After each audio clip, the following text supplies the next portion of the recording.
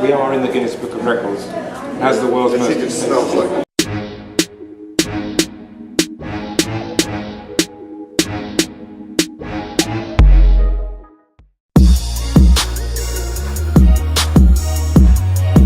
These are a brand new 7th launch of perfumes from the Clive Christian perfume house, hence Noble 7. And it's about as noble as it can be. And I think if you go back 300 years in British history, the colours black and red were really reserved for the nobility, and they had really access to such wonderful, cheers, So kind of you. to such wonderful pleasures. Cheers! You should. To your health.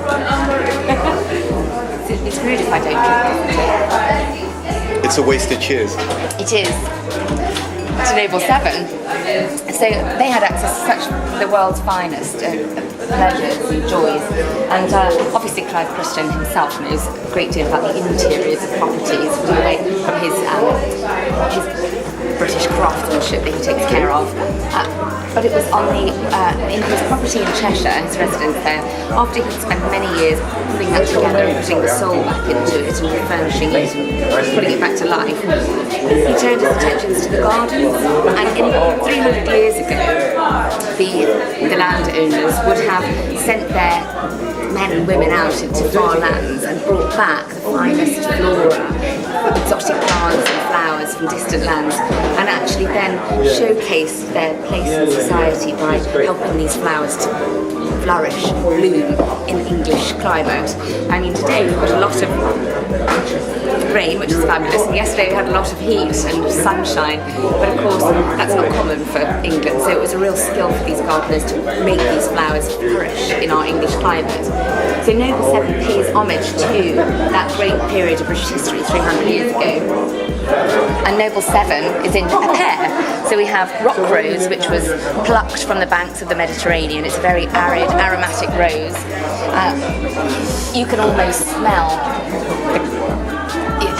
the dry summer warmth. And that's a fougere perfume of modern proportions. Crisp and uplifted, and sweetness of lavender, but a lovely spearmint and cassis note. And the Rock Rose. Oh, that is the Rock Rose. And the Cosmos flower, which is the matched pair. All of Clive's perfumes are matched pairs. The Cosmos flower is plucked from Mexico, where it blooms twice a year. And it is said that if you pluck this flower and give it to someone, then that person could never feel as much love from anyone than you. So I suppose if you pluck it for yourself, It's the effort that you put into it, huh? it's that self-love, and that is a gourmand perfume. So that is like macaroons or wonderful sweet, sticky, gooey scent, very delicious, good enough Sugary, to eat. yeah. But it is a sophisticated one. So as you go through, there's liquid amber and sandalwood, musk, benzoin balm. So it stays quite statuesque whilst being quite addictive at the same time. The best thing is to wear them together. Will you be a devil and give them a whirl? Let me take your hand. Yeah, by Fortnum. It's perfume, obviously, so you've got, in one spritz there, you've got 138 different ingredients, and all of them in their pure perfume. Okay. And then I'm going to match with it one drop of the Cosmos flower, because they are designed to interlock at certain points. So on your hand there, you've got almost 400 different ingredients. Oh, that's nice. It takes a moment just to fall, but There's a real depth of. I couldn't have put it better myself.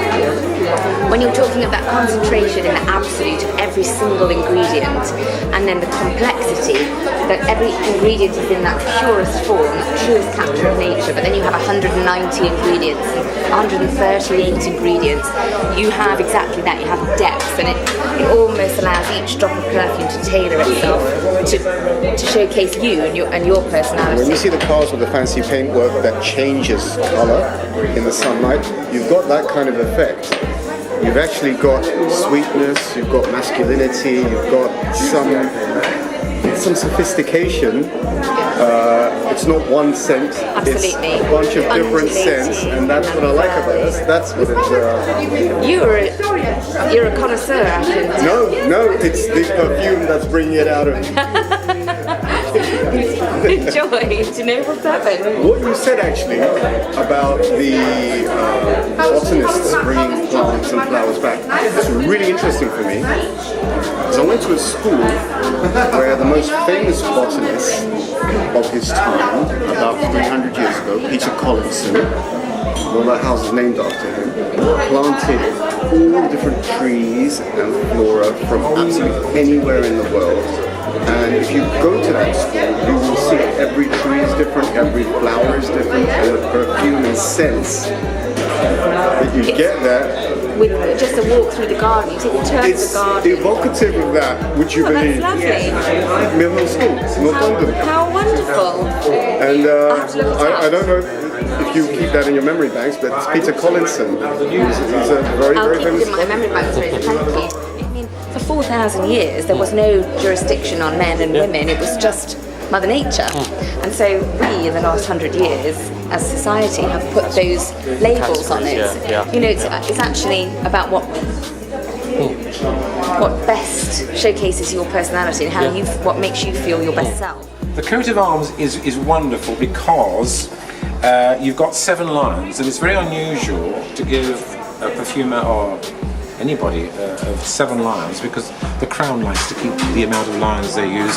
So you've got 2 lions either side of the shield, 4 lions on the shield, and then 1 on the crest. So you've got 7 lions. So is this symbolic of a guild? It's the College of Arms, which gives coat of arms to people who are worthy. And it's the first time they gave a coat of arms to a man who presents and sells and exports luxury products. So it's the first time. That's an achievement. Yeah, that is an achievement in itself, yeah. So you've got the coat of arms with the 7 lions, and then of course the crown, which is on the crystal bottle here, is on all our bottles.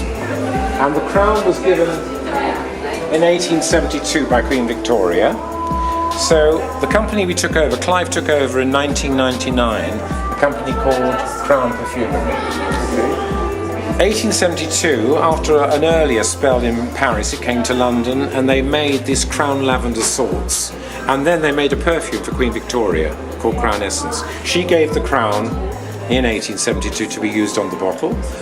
The bottle is the same mould we use today, and the crown is exactly the same, except it was in green glass and now it's in this metal gold alloy. But we use the same crown. Okay. We also know that crown products are on sale on the Titanic in the barber shop. Okay. We know Amelia Earhart had Crown Lavender salts, smelling salts, in the compartment. And I can show you. That's quite something. This is an original bottle from the period. So this would have contained Crown Lavender salts, and as you can see, the crown is very, very similar to what we use today, except of course in those days it was green glass, and we had brown glass backstage, as it were. So Amelia Earhart, when she flew solo across the Atlantic, obviously she was worried that she might fall asleep or faint. She kept that, and it's in one of these bottles is in a museum in America that she used, full of Crown Lavender salts. So we have this wonderful history. Entourage is used and has always been used for centuries, and it's a clear fat in rows of shelves, like trays, all pivoted on pivots, little spigots on top of each other. What you do with tuberose and jasmine and rose de may is you take the blossom and you prick them gently into the fat. Right? It's very clean fat with no smell at all. And as for 3 days it saturates the smell. So with tuberose and jasmine and rose de may, after 3 days it's taken in the rose smell. After 3 days you very carefully, or a person pricks out the blossom and puts 3 more, or it's trays upon tray upon tray. So they have to do it very carefully, and they put in new blossom. So after 3 days, another lot's taken out, pricked out. By the end of months, you've got this fat saturated with the smell of either tuberose or jasmine. And it's a fantastic method, and you get the absolute oil at the end of all this.